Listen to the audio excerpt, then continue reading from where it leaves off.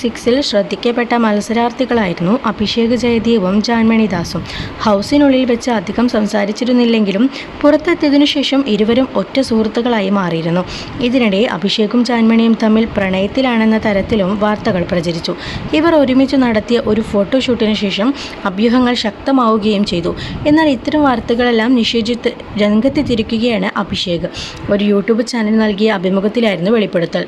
ജാൻമണി എന്നേക്കാൾ മൂത്തതാണ്, ഒരു ട്രാൻസ് പേഴ്സണാണ്. ഞങ്ങൾ തമ്മിൽ ആ രീതിയിലുള്ള അട്രാക്ഷൻ ഇല്ല. പക്ഷേ ഒരു വ്യക്തി എന്ന നിലയിൽ എനിക്ക് അവരെ ഒരുപാട് ഇഷ്ടമാണ്. ജാൻമണി നല്ല തമാശകൾ പറയും. ജാൻമണിയുടെ അടുത്ത് പോയാൽ തിരിച്ചു വരുന്നതുവരെ ഞാൻ ചിരിയായിരിക്കും. മൊത്തത്തിൽ ഒരു ഫണ്ണി ക്യാരക്ടറാണ്. അതുകൊണ്ട് തന്നെ അവർക്കൊപ്പം സമയം ചെലവഴിക്കാൻ ഇഷ്ടമാണ്. കൊച്ചിയിലെത്തിയാൽ ഞാൻ കൂടുതൽ സമയം ജാൻമണിക്കൊപ്പമായിരിക്കും സമയം ചെലവഴിക്കുക. മീഡിയയ്ക്ക് രണ്ടുപേർ ഒന്നിച്ച് നടക്കുന്നത് കണ്ടാൽ എങ്ങനെയെങ്കിലും ഒരു കോംബോ ഉണ്ടാക്കണം. ആ വാർത്തകൾ വിശ്വസിക്കുന്ന ആളുകളുമുണ്ട്, അഭിഷേക് പറഞ്ഞു.